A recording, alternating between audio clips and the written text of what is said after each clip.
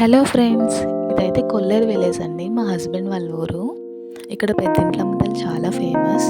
ఇక్కడ జాతరలు కూడా జరుగుతూ ఉంటాయి. కొల్లేరు అంటే అందరికీ గుర్తొచ్చేది చేపల చెరువులు, రొయ్యల చెరువులు, అలానే పక్షులు. చాలా బాగుంటుందండి విలేజ్ అయితే.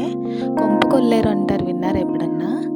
అదైతే నాకు ఇప్పుడు కనిపించింది. ఎందుకంటే వర్షాలు పడినాయి కదా, సో రోడ్ అంతా కూడా ఇలా కొల్లేరుతో ఫుల్ అయిపోయింది. చూస్తున్నారు కదా, ఇదైతే రోడ్ అండి. అలానే అటువైపు ఇటువైపు కూడా కొల్లేరు ఉంటుంది. ఆ వాటర్ ఫ్లో మొత్తం రోడ్డు మీదకైతే వచ్చేసింది. ఇక్కడ మనం నడవాలంటే రోడ్ కూడా చాలా డ్యామేజ్ అయిపోయింది. మా హస్బెండ్ వాళ్ళకి అలవాటు కాబట్టి తనైతే బండి మీద తీసుకెళ్ళిపోయాను. నాకైతే చాలా భయం వేసింది. అందరికీ తెలుసు కదా కొల్లేరు వాటర్ ఫ్రెష్ వాటర్ లేకని. నేనైతే అది రియల్గా ఎక్స్పీరియన్స్ చేశాను. వాటర్ అయితే చాలా ఫ్రెష్గా ఉన్నాయి.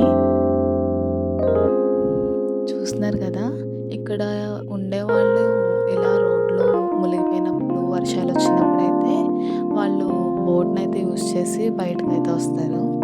చేపల చెరువులు చూడండి, మొత్తం మునిగిపోయిన చేపలు కూడా బయటకు వచ్చేసినాయి.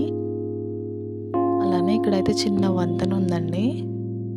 మేమైతే వెళ్ళాము ఇక్కడ చూద్దామని ఎలా ఉందో. ఇక్కడ అందరూ కూడా చేపలు పడుతున్నారు. వర్షం వచ్చింది కదా, సో అందరూ కూడా చేపల వేటకు బయలుదేరిపోయారు.